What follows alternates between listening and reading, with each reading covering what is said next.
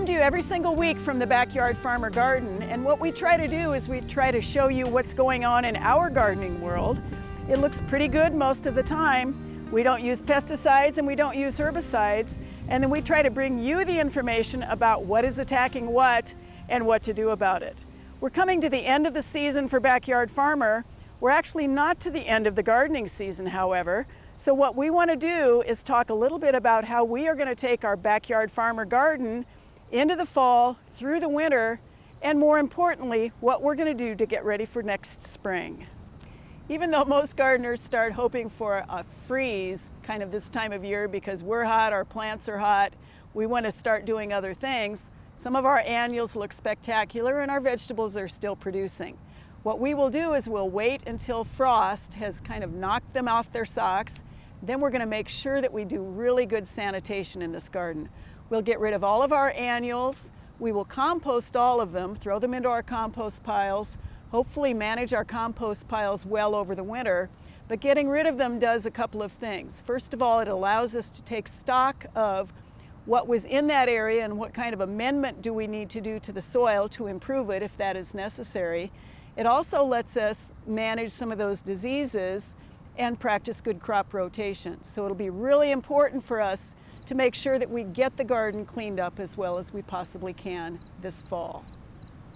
We had pretty good luck with our containers in the Backyard Farmer Garden this year. We liked the combination. They performed a little bit better than they did in previous years.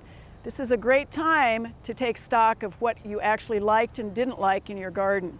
If you kept good notes about varieties that you chose, when you planted them, how you harvested, that really gives you a good start on the next season. Even if you didn't do that, you can take a look at what still looks really great after the season is almost finished. You can also decide with certain ones of your annuals whether you want to plant them next year or not, whether you want to experiment with different color combinations, and actually whether you really want to try to propagate some of them or hold them over the winter. It will be important with the containers, just as it is with the other annuals, to do good sanitation. We'll dump these containers, we'll put in brand new soil for next year, we'll make sure the drainage is good, and we will be abandoning our potato bags. We gave it the old college try. We had pretty poor luck with our potato containers. A good garden really depends on its soil or its base, and what we're going to be doing now in the fall in preparation for next spring, spreading our topsoil and compost. We may end up doing a soil test in a couple of areas where we know we've had some issues. We have a lot of sand in a couple of spots, and that really limits what we can grow in those locations. So you'll see the soil disappear, you'll see our beds fallowed over the winter. We will do what is necessary to keep that soil from blowing and eroding. We also will be remulching our paths to help with our weed control population, since we really do not use pre-emergent or post-emergent herbicides in here if we can help it.